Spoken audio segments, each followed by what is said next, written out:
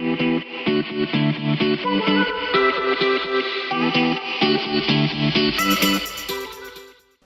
guys, Journey to the Top, episode number 4, here with one of the most iconic real estate agents, definitely in Sydney, selling some of the most iconic real estate.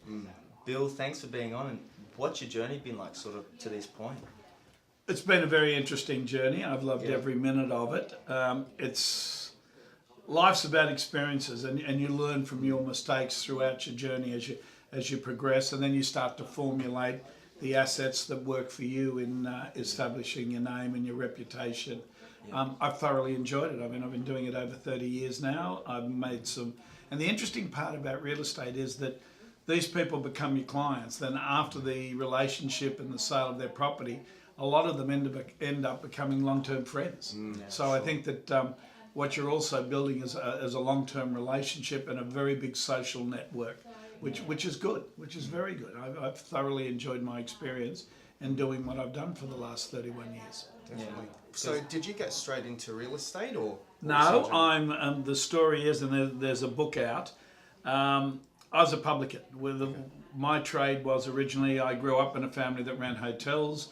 I started from the bottom, glass picker upper, and eventually worked my way through to where we were managing our hotels, myself and my brothers. And I had a very bad experience where I nearly got knifed one particular night in a street fight. And that changed my whole. My wife turned around and said, "You've got to change your career." I walked in, funnily enough, into this particular office because somebody had said to me a number of years ago, if you ever wanted to transfer out of the hotel industry, why don't you try real estate? And there's a guy called Michael Sanchez who used to run an office in Maroubra. And I actually picked up the phone, rang Mike and said, "Mike, do you remember me?" He said, "Yes." So I said, "I'm about to do a career change. I'm going to put a manager in the hotel, and I've decided I want to have a go at real estate." Now, they ran an office at Maroubra. And I thought about it. I came down and told my father, who lived in Victoria Road here, that I was making a change, which really surprised him. And then I thought about it, and I thought, well, look, if I'm going to do this and I fail, it doesn't matter where I am. It's not going to make any difference. But if I do this and I think I can become successful at it, I might as well do it in the mecca of real estate, which is Double Bay. So I changed my view, rang Mike and said, "Thank you, but I'm going to try and get a job in Double Bay." That's some good advice. Is history. I started here, I stayed here, and I purchased this was the last franchised office that Hooker owned. What made you choose Double Bay? Was it because if you look, whether you sell properties worth $200,000 or $1 million or $5 million, the basics don't change, right? But the reward is very lucrative if you're selling the upper echelon of the real estate marketplace. It takes the same time to sell a 1-bedroom unit as it does a $20 or $30 million house. They're 3 to 4 week programs, and if everything works well, you're turning those programs over on a monthly or 3 monthly basis. So my argument was always the volume of property I would have had to sell at Maroubra versus the volume of property that I would have to sell in Double Bay. It was a no-brainer. If I was going to try and make it here, Double Bay was the area. Because you start in one, for example, if I'd have gone to Maroubra, maybe spent 3 or 4 or 5 years there, I would eventually wanted to have done the transition down here. So it meant I basically had to start all over again, had to build a new reputation, had to establish yourself. So I figured, logic was, if I can't cut the mustard here, I'm not going to cut the mustard anywhere. So I've decided to come down here and start, and here I've been for 31 years. So you don't see it being any more difficult selling, say, $66 million penthouses rather than a $1 million unit? No. Wow. It's all about listening. It's all about feeling the, look, you're not going to make anyone pay for something that they don't want to. So you've got to see the emotional tie to the property that you're actually handling. It's the same view with a 1-bedroom unit or a 2-bedroom unit that it is for a $10 million or $20 million or a $60 million penthouse. You've got to read the body language of the people that you're dealing with.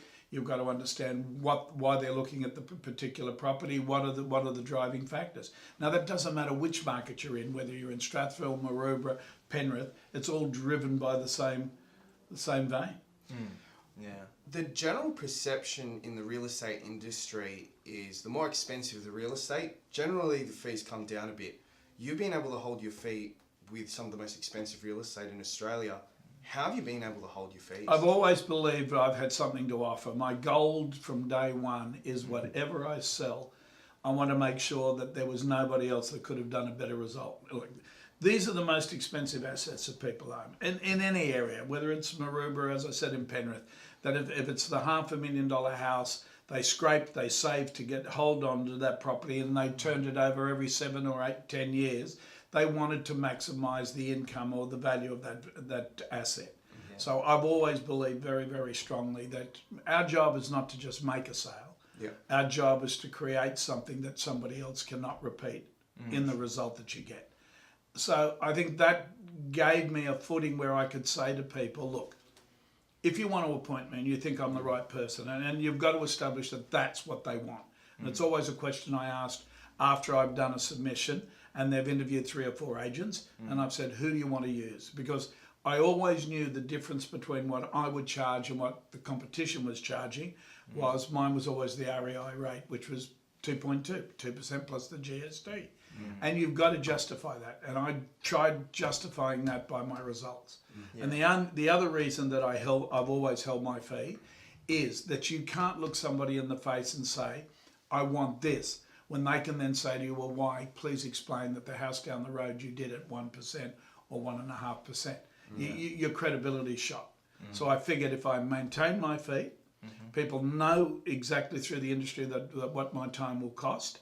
And if you get the results, you can hold the expectation of your fee. And yes, I know now today it is even more competitive. You've got agents out there at 1%, you've got agents out there at 0.5%, you've got agents out at 1.25%. But you've still got to believe that you've got something to offer that's better than your competitor. And mine is the results that I get.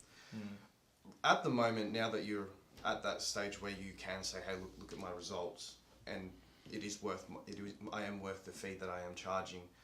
Before you got to that stage where you did have the runs on the board, what were you using as your listing tool? Look, I've always believed those interviews that you do, which are your presentations, you've got to be like a sponge. It's not about the real estate agent talking.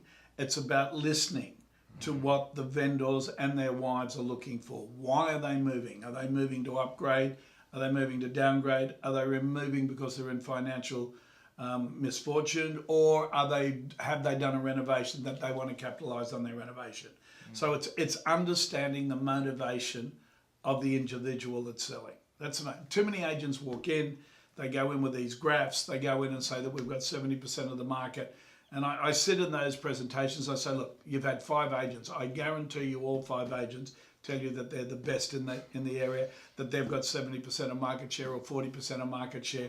I say, I haven't seen a graph that doesn't, whether it's Rain and Horn, Lang and Simmons, whatever the case may be, Richardson and Ranch, they all say that they're the best. What you've got to do in those meetings is get there with a one-on-one approach with the people that you're talking to.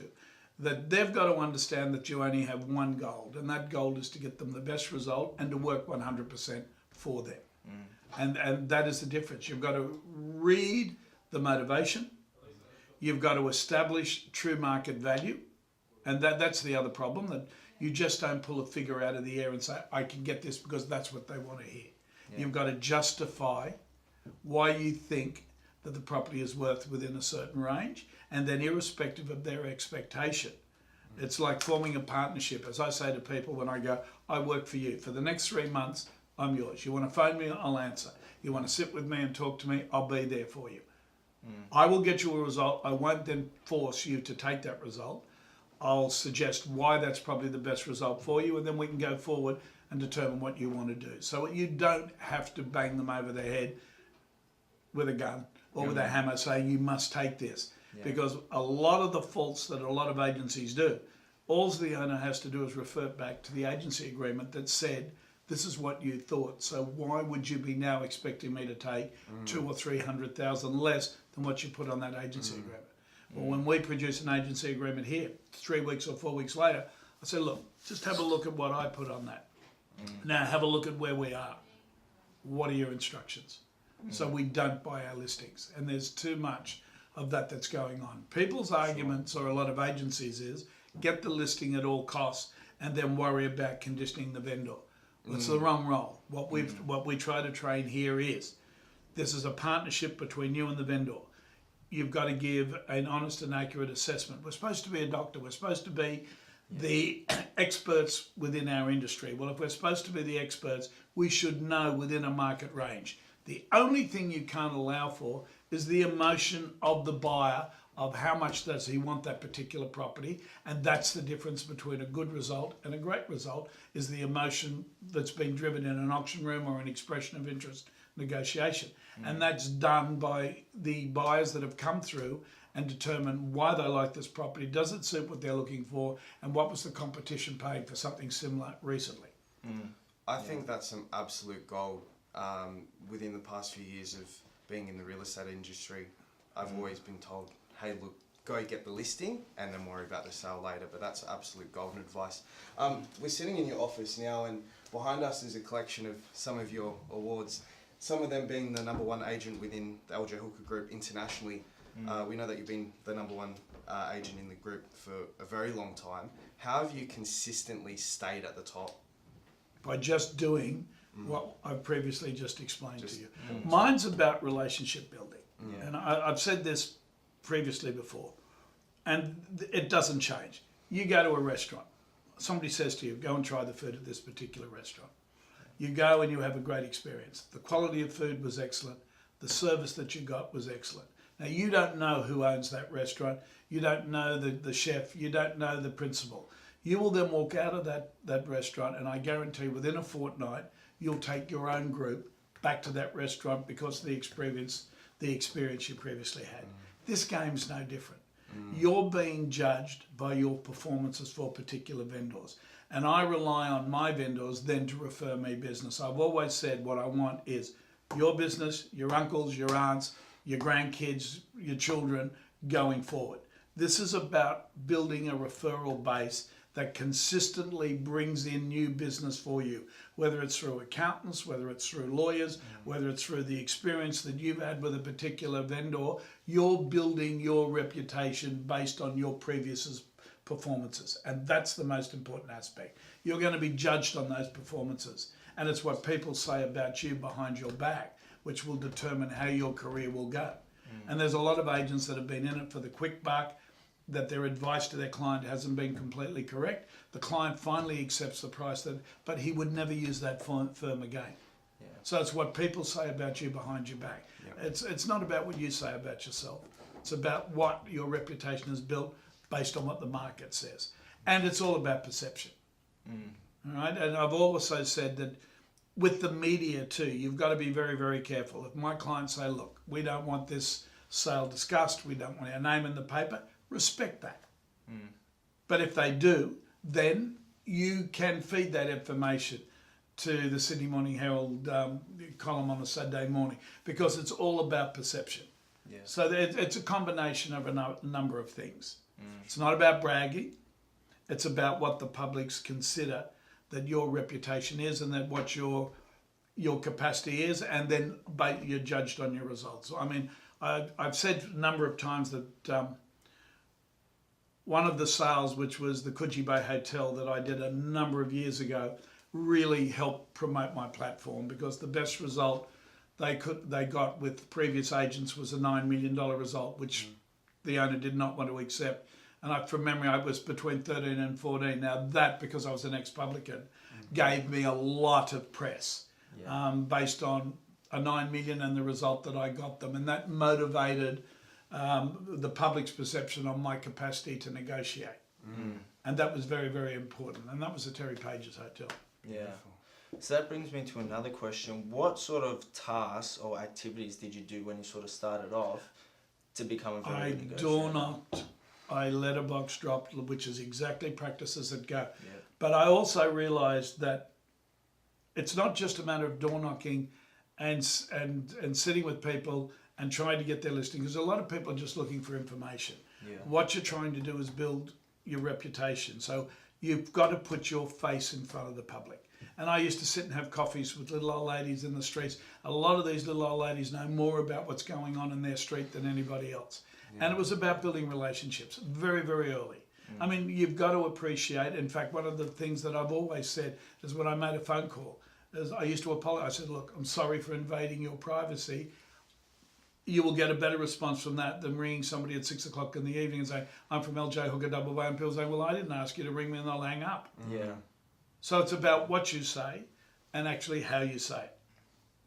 And then what you're trying to do then is build an understanding. And I say, well, all right, look, I'm not thinking of selling, but come round, have a chat to me.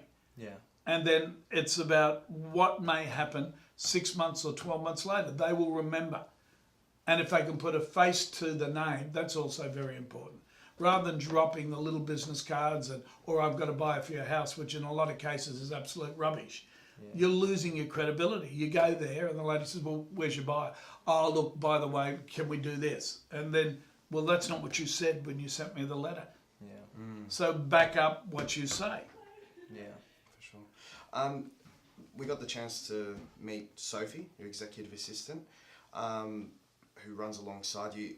What does your team look like now, including Sophie, and what does the structure with your team look like? I don't have a team. I have one person. Just Sophie. I have Sophie. I know a lot of agencies now operate under a pod system, where they bring in 3 or 4 people to make the phone calls, gain the appointments, and then you turn up.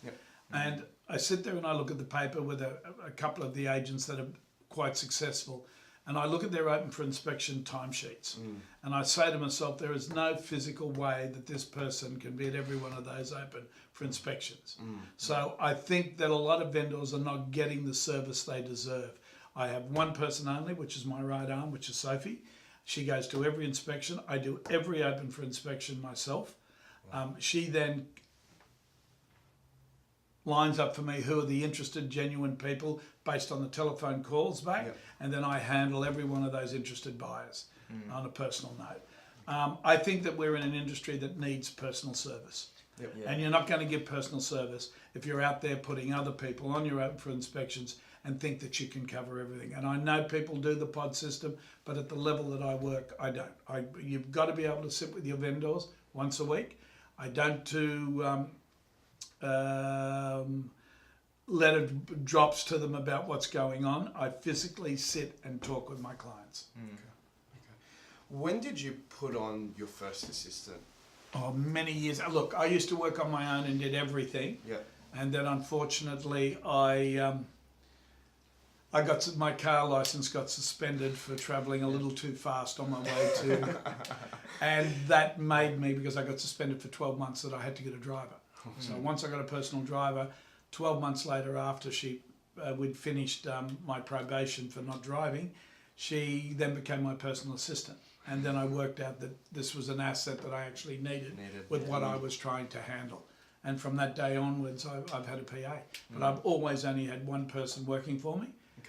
I haven't used the pod system, and I know a lot of people do, because I like to be able to talk to everyone that I can deal with. It's about finding out what they're looking for. If it's not the particular home that I'm actually handling now, what else are they looking for? More bedrooms, bigger yard space, and you can't do that if you're not physically talking to people. I think it's quite important in a world where it's shifting away from being personal and putting personal touches. Seems like it is quite important.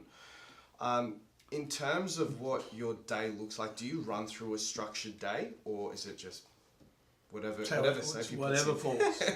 I could walk in here and have no inspections or no meetings for that particular day, and within an hour to 2 hours, all of a sudden I've got the whole afternoon from 1 o'clock through till 6 o'clock already booked out. So I don't know. I don't know what my week's going to be like, because it depends on what phone calls come in. What needs to get done. What needs to get done. And the other thing is accessibility. I've always said it in my lectures that my mobile does not get turned off till midnight. So if somebody can talk to me 7 days a week till midnight, Saturday, Sunday. Because the people that are coming home of a night time from work, and I've said this a number of times to the people that work in this office, they drive past a signboard. They're thinking about doing something, they're thinking about upgrading, they need to speak to somebody there and then. So they ring at 6 o'clock, 7 o'clock at night, and there's nobody at the end of the telephone. You leave a message on an agent's phone, and I guarantee in some cases you won't get a call back for 3 or 4 days. So my accessibility has been an important part of my direction over the last 30 years in real estate. You ring me at 9 o'clock at night, I'll answer the phone. You text me at 9 o'clock at night, I'll ring you back. So mine's about and people say, look, I'm very surprised. I only wanted to know what you were looking for that particular property. You could have texted, and I said, no, I like personal contact. Yeah. Tell me what you're looking for. Tell me what your budget is. I mean, I've all of a sudden got that contact immediately. I'm not going to get it with texting somebody. Yeah. I'm not going to get it when they do these videos on a number of the houses now, which agents do, that give the purchaser, well, that really doesn't look like what I really want. So they don't even phone the agency, so you don't even know that person exists. The whole idea of advertisement on property is purely just to tempt a response. So whether it's 5 or 6 or 7 photographs, you want them to say, oh, maybe this will suit me. Let me ring the agent and find more information. That's what we're looking for. We're looking for the personal contact. We don't want people to just disregard that property because you've done a complete video on the property and they turn around and say, this is not quite what I want, so I'm not even going to have contact with the agent. This is an industry of physical contact. Because a lot of agents now are sort of leaning towards having a big team, having people prospecting for them, door knocking for them. You've sort of gone the personal route and built that sort of reputations where people just refer you. Well, we do a little bit different. We do have a division which is new business, which is there's 1 or 2 people that make the calls for the introductory to the agent. So whoever we think suits that property, he will go with them because he made the initial contact, and then the agent will take over from there. Yeah. I think a lot of people in the industry do look to you as an influence or a mentor, but growing up within the industry, who has been your biggest influences, biggest mentors?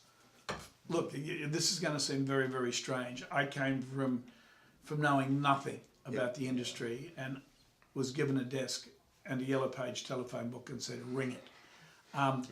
I've really, there was, sorry, that is a lie. There was one particular person, and it wasn't a mentor. It was basically when I was in the hotel game and we decided to move out of the hotel and buy a house in Strathfield.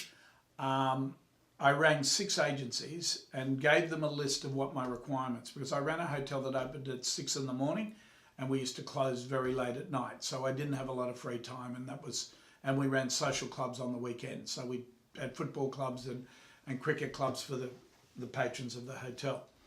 And what I did notice, and a driving factor to come and do real estate, was the fact that I couldn't believe that a number of the agencies rang and said, we've got a house for you, we'll make a time, we'll come and pick you up, or can you meet us at our office and we'll take you there. And most of the offices and the properties that I went to had no idea what the requirements were in the letter that I sent them. Yeah. And there was a gentleman that showed me 2 houses, and he's passed away now a number of years ago. It was George Devine. He owned a company called Strathfield Real Estate.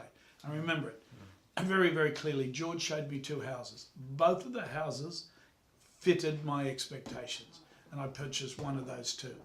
And that was a very big driving factor for me to say, look, if this is the way people operate in this industry, there's got to be a huge door for somebody who wants to feed people or direct people to exactly what they're looking for, rather than what they've got on their books, rather than waste my time for an hour and a half to show me properties that did not come within the bounds and the border of what I wanted. And that was one, and I'd never forget George's name. In fact, I went to his funeral, and my only contact with him was that sale. Never knew him before. Wow. Never forgot his name. If I had anything in that area prior to him passing, I would have given it back to him, because it was about what he showed me and his professionalism, and I actually purchased one of the 2. And that was a driving factor for me too. I thought, if this is the way agents operate, there's got to be a gap in this marketplace. Yeah, of course. You talk about the book that you've just written. What was the... I didn't write a book. There was a book released 4 years ago, which was called 50 Unsung Business Heroes. Okay. And I was nominated as one of the people to do a chapter in that book. Yeah. And it basically gives the overview of my history and where we are. In fact, there's a number of people in that book out of the 50. Yep. It's worth reading because it shows what was the driving factor with them, how they established their business, and how successful they've become. Do you do much reading? I read biographies. Okay. I read autobiographies and biographies. I'm not a great reader, but that does interest me. Sure. Definitely. Just for a last piece of advice and a last question for us, what would be the biggest or best piece of advice for anyone starting in real estate or finding their way in real estate in their journey? Okay. A number of years ago, when I was interviewing people that wanted to break into the real estate industry, I gave them a task, and I would actually judge them by that task. And that task was one of the most important aspects of this industry is product knowledge. Yep. Right? And you don't get it by just going to the internet and looking up previous sales on the street. You need to physically go and look at what sales are happening, why they happened, what was the difference between a garden unit, a penthouse, a middle floor unit. Was it renovated? Was it unrenovated? So I gave people a task and said, look, if you're not working at the moment or you've got free weekends, I want you to go out and get a scrapbook. And I want you to start at the bottom. I want you to cut out every 1 bedroom, 2 bedroom and semi that's for sale in this area. I want you to put a price that you think it's worth, irrespective of how ridiculous that is, the price that the agent's looking for, and then the actual result of that unit. Then you write a description. Was it in the middle of the building? Was it the ground floor unit? Was it the penthouse? Was it brand new? Was it did it have a lift? I said, what you are actually doing over a 6-month period, you're building your product knowledge of the property within your area, because you are useless without product knowledge. And it even amazes me today that some of the agents have not been around and looked at sales that have taken place by other agents within a certain area, within a certain street, with certain requirements, so they can build their own personal knowledge. I can tell you every waterfront sale that's taken place in the eastern suburbs and what the difference between, and that's what we're supposed to do. We're supposed to know the differences between why one sold for 60 million or why one sold for 40 million or why that unit sold for 2.5 million and the other unit higher on the floor. It'll be about the view, it'll be about the condition of the unit. What you're actually doing is building your product knowledge. So anybody that wants to get into this game, if they walked into my office and said, here, this is the research I've done for the last 6 to 12 months while I was in another job, and I can tell you every sale, that would go a long way with me saying, here, at least I'll put you on as a PA to work with somebody so you can learn the finer points of what we do. Sure. Great piece of advice. There we go, guys. Some great insight and some great advice from Sydney's greatest. Perfect. Thanks, Thanks so much. Appreciate it.